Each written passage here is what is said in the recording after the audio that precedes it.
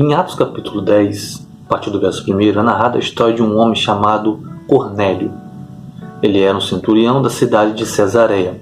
A Bíblia diz que perto das 3 horas da tarde, Cornélio tem uma visão. Ele vê um anjo, esse anjo diz que Deus se lembrou dele por causa das suas esmolas e das suas orações.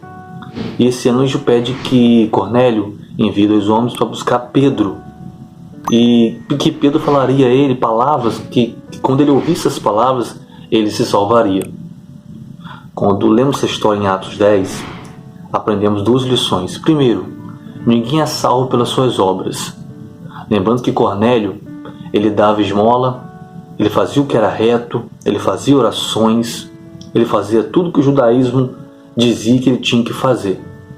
Mas em Atos 10 está escrito que ele não era salvo. Mesmo fazendo tudo que era certo, ele não era salvo. Por quê?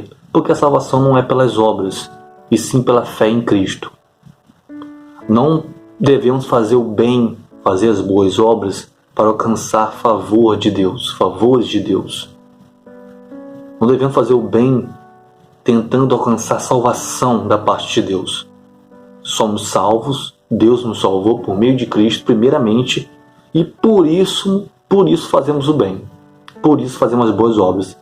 As boas obras são consequência da salvação.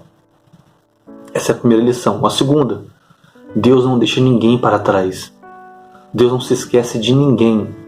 Em Atos 10, no verso 4, se eu não me engano, está escrito que Deus se lembrou de Cornélio.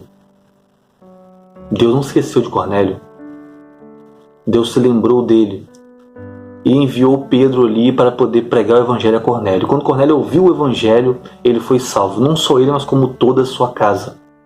Eles foram cheios do Espírito Santo, foram batizados com o Espírito Santo naquele momento, após ouvir o evangelho.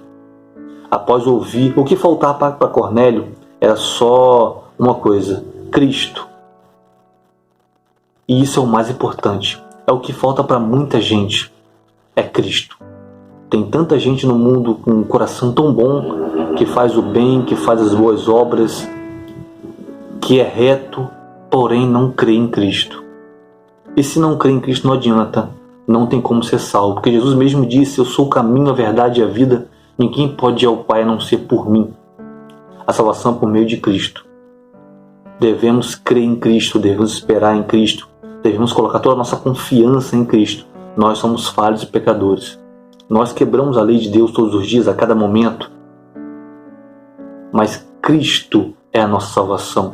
Cristo é a nossa esperança.